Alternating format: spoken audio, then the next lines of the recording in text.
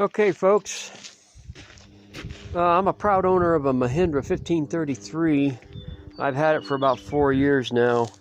I've got a problem with it, having a problem with it, and I've been all over the internet, including YouTube, and I've been looking for answers. I'm not finding a whole lot of information on these things. You can't even get service manuals on them, I guess. My problem is this. I was using the tractor yesterday morning, and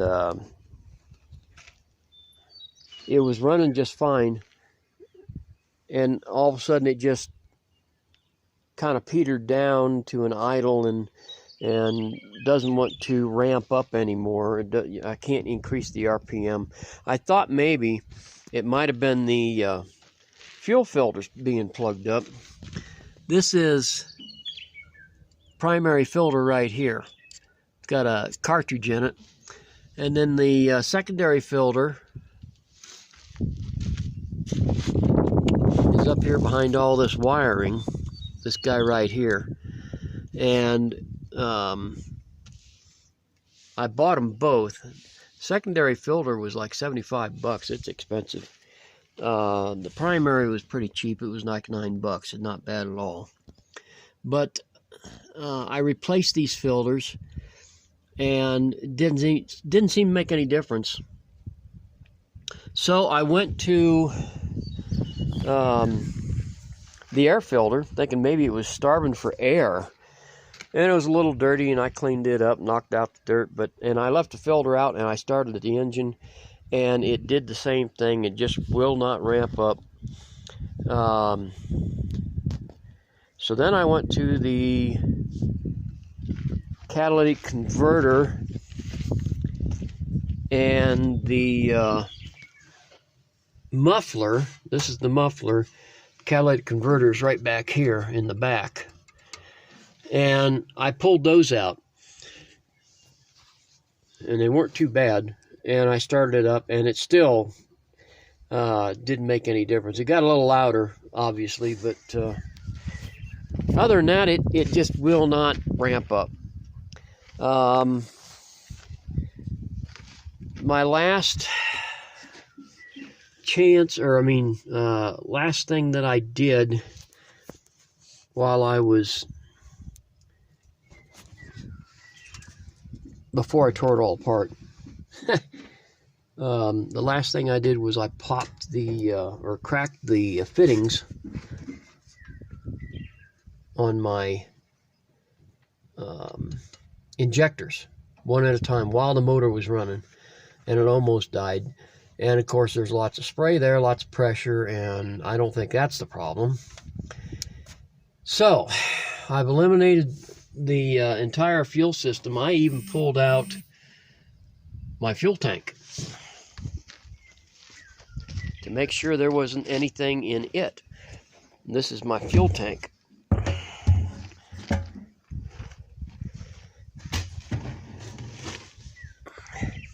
And I got down inside of it with a flashlight and looked around, and no, there's nothing inside of it either. I thought maybe there might have been a screen in there that might have been plugged up, because I was reading something about screens inside some of these tanks, but I don't have one. So the last thing I've got to do, the very last thing I can do, is, after I put it back together, is go ahead and put fresh fuel in it, which I intend to do. And I don't really believe that it's the fuel. I've already talked to my dealer and told him explained everything to him and what was going on. And he said he seemed to think that it was the flash might need reset or something, which is this computer right here. And I wouldn't put it past it, because I've had them replace that or reprogram it a couple of times since I've owned it. So it could very well be that. So,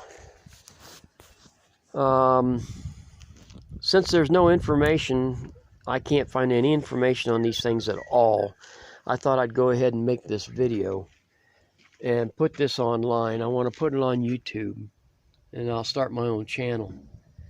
And at least get the information out there after I get it into the dealership. Oh, he said there is one other thing that I could try once I get it started. And he said he doesn't understand it. He doesn't know why. But he says if I pull the return lines off, going back to the fuel tank, these return lines right here off the injectors. He says for some reason, he says he's done it with three of these units. He says for some reason, that seemed to cure it. He says he doesn't know if it had air in it or what the deal was. I wouldn't think that a return line would cause any problems, but you never know. I'll try that. That's my last option once I get it all back together. And beyond that, the next thing is to take a trip into the dealership. And I've already got the appointment set up, so I'll go ahead and get this thing done. I'll let you know what's going on. Probably be talking to you from the dealership.